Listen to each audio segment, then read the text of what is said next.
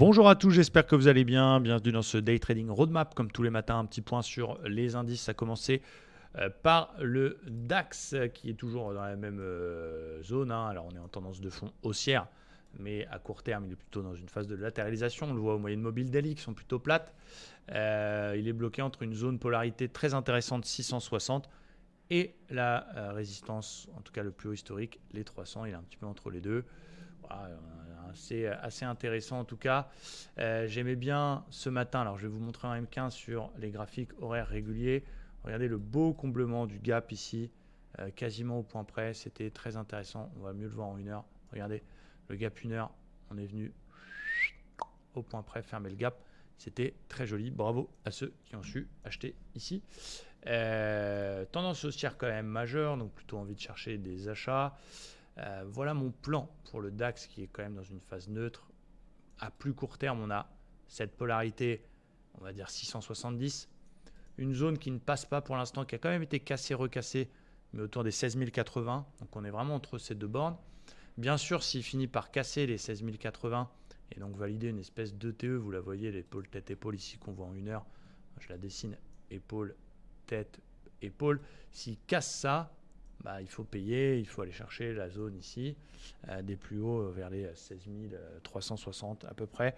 C'est pas encore fait, mais j'ai mis petite alerte. On verra. Je pense que les indices, ils attendent un petit peu d'y voir plus clair au niveau de la politique de la Fed. Ce sera le 14 juin. D'ici là, on va peut-être s'embêter un peu. Il y aura quand même les chiffres de l'inflation qui peuvent donner un peu de volatilité.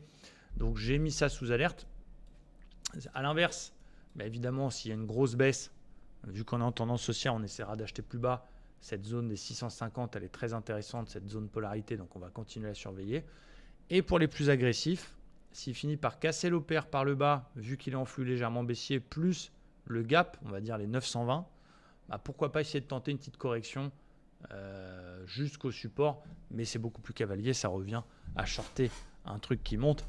Voilà, je l'ai mis pour le principe, pour me forcer à ne pas avoir de biais, mais très sincèrement, je serais plus à l'aise dans des achats pour l'instant, soit la grosse zone, soit s'il casse le TE. Du côté du Dow Jones, il m'intéresse aussi beaucoup. Pourquoi ? Parce que il est quand même dans une belle phase de rebond. Alors, on n'est pas sorti de l'auberge. Il y a encore cette résistance oblique en daily qui peut nous embêter. Mais le boss, le Standard & Poor's a quand même cassé ses 4002. Ok, il peut revenir pullbacker ça. Mais le fait d'avoir cassé 4002, c'est un super signal. Donc, plutôt envie de faire des achats du côté du DAX. Et regardez, les revenus seraient appuyés sur les anciens plus hauts. Le plus haut daily précédent ici, 620, 630. On casse. On se réappuie, on fait une petite exagération peut-être, mais c'est intéressant. Bon, il y a deux niveaux que je surveille. Évidemment, la zone actuelle, on peut chipoter un petit peu, mais il peut être en train de se réappuyer dessus et le sauver. Donc, c'est une zone le plus haut précédent daily que je surveille. Pour l'instant, il est quand même dans une phase de conso, un petit peu plus marquée, mais on surveille ça. S'il y a une belle div, un beau W ou une belle bulle cet après-midi, on pourra prendre. Plus intéressant, c'est un petit peu plus bas en cas de conso, un poil plus marqué. C'est la zone des 300. C'est le vrai plus haut 1 heure. Ça va être ma zone préférée pour cet après-midi. Cette zone-là que je surveille, c'est l'ancien plus haut. Ça se surveille avec délice et plaisir. Pas de vente, j'ai pas envie de shorter. Je préfère le laisser consolider, le choper un petit peu plus bas. Le Nasdaq, lui, il veut rien lâcher. Il est toujours très haussier. Alors, on avait vu le 61,8 de toute la baisse entre le plus haut historique et le plus bas 2022. Et c'est pour ça que j'ai pas osé acheter hier la cassure d'OPR et j'ai bien fait parce que cette zone, on est allé la chercher quasiment, regardez, au point près. Très intéressant. Donc voilà, on a eu une cassure d'OPR hier, mais c'était un peu cavalier parce qu'il y avait cette zone. Donc cette zone, elle a un petit peu bloqué pour le moment. On est quand même en tendance supra-haussière, donc voilà, c'est délicat aussi de shorter.